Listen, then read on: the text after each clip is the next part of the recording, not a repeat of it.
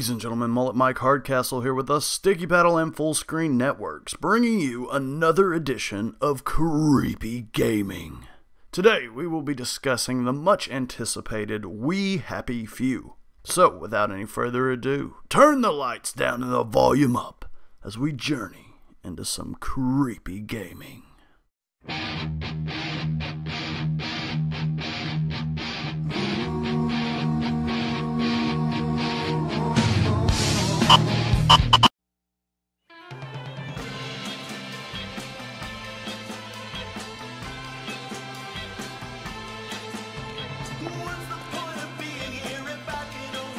We Happy Few was first revealed on February 26, 2015 and has been a highly anticipated title ever since. As of the writing of this episode, this game has just been released to the public. I typically wait for games to be out for a little while to collect as many secrets and Easter eggs as I possibly can, but because I am loving this game so much, I just felt like sharing a few bizarre things that I've noticed right off the bat. But first, a little background. You play as 3 different characters who live in this retro-futuristic version of 20th century London. The art direction and gameplay style is very reminiscent of that of BioShock. You start the game as Arthur, a redactor for the local paper. This immediately shows us what kind of dictating government we live under in this world. Not just that, but here's the kicker. Citizens are forced to take joy, a hallucinogenic medicine that veils reality. If you fail to comply, fellow citizens will call you out as a quote-unquote downer, causing these creepy bobbies to chase you down. A great example of this is the game's opening. Arthur is reminded of a troubled past. After being at least partially reminded, you eventually go off to your office party. Once there, you get a whack at the piñata. Once you strike, your joy is completely worn off and you see reality for what it really is.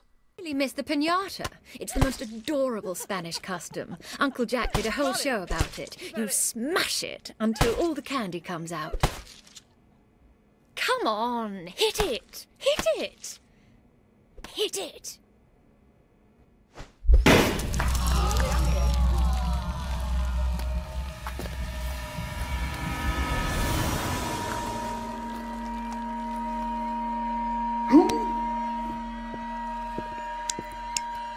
You are off your joy. Take one of mine.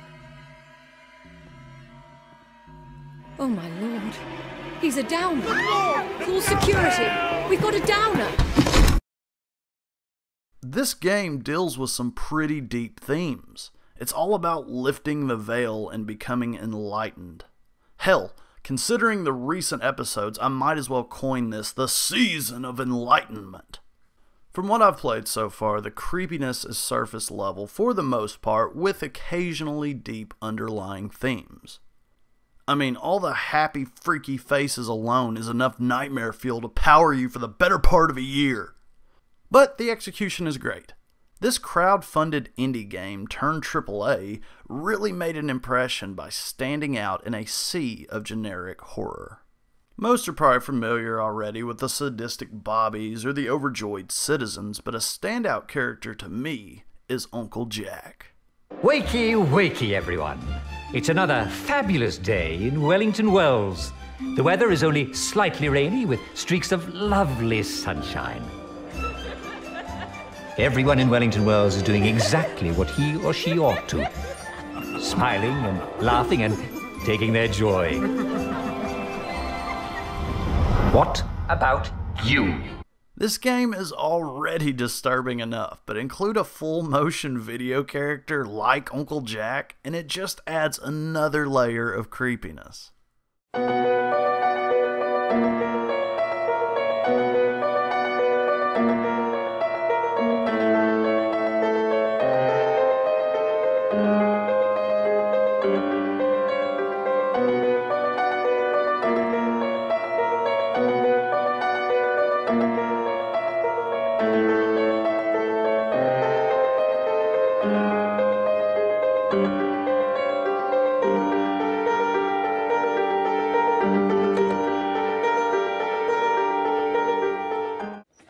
see, let's give him another messed up story. Foggy Jack strikes again.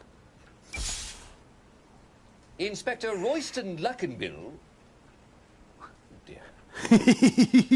reminds the public that the alleged murderer, known as Foggy Jack, does not exist. No, he's just a fairy tale, states Inspector Luckenbill, and we all know how horrible those are. There are definitely no victims found in the street in the morning with certain organs surgically removed. No. And no, not disturbing at all. Even if there were, what on earth were those people doing out after dark, eh?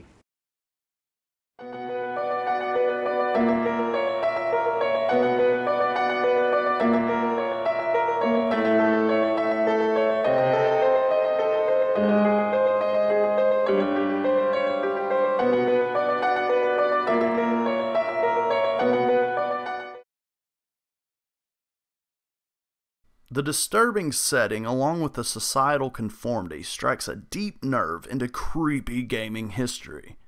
We Happy Few had many influences. The developers at Compulsion Games have gone on record stating such influences as Doctor Who, 1984, and A Clockwork Orange. Which seems pretty obvious, but here's a deep cut for you. Whether inspired directly by or not, there was another societal dystopia way before We Happy Few that strikes a few familiar chords. In the 1975 film A Boy and His Dog, a young Don Johnson and his canine companion live in this post-apocalyptic wasteland. The movie, in turn, was based off of a Harlan Ellison story. In the second act, our two main characters find themselves in this weird underground city full of these happy clown-faced freaks.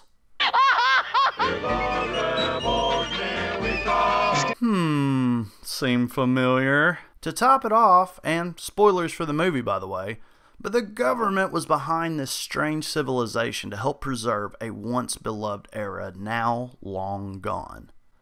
Ironically, this movie was said to be one of George Miller's main inspirations for his Mad Max series. I felt like I just needed to mention this little B-movie gem. I noticed the similarities between the film and We Happy Few immediately and just thought I'd point it out. Oh, and did I mention that the dog could talk? I hope the next time you play with yourself, you go blind. Yeah, it's pretty badass for any horror geek. Now I'd like to point out, I don't feel like We Happy Few directly ripped off A Boy and His Dog, but rather used a familiar premise to create a world of their own. Overall, We Happy Few is an extremely refreshing horror game. Rather than being dark and gritty like recent titles, this one decides to be more psychedelic and disturbing.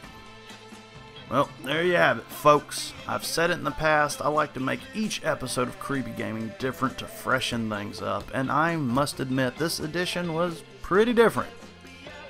I look forward to more We Happy Few as well as the open world content yet to be released. I might make a follow-up video one day if any major secrets or Easter eggs surface, but for today, I simply wanted to celebrate both Compulsion Games and Gearbox for the direction they took. Here's hoping for more horror games with a refreshing twist like We Happy Few. From what I've played, I've thoroughly enjoyed this title. I strongly suggest it for any psychological horror fan.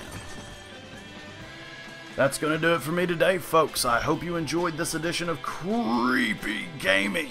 I am Mullet Mike with the sticky paddle and full screen saying keep it sticky, stay creepy. Thank you all so much for watching. Peace!